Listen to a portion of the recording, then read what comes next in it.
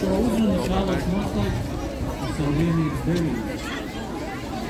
Tādu zemes mīlestību mēs ar tādiem radīsimies. Jo tikai ieguldot daļu no sevis valstī, nevis pieprasot no tās, mēs varam celties un liecināt svētkus Piepārnē.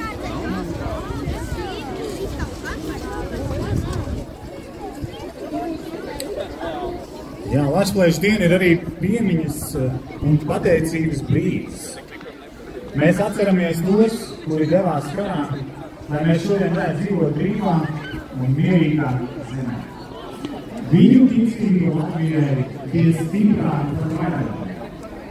Viņu nosaka, lielāka par spēku, un viņu ziedošanās kļuva par mūsu brīvības pamatu.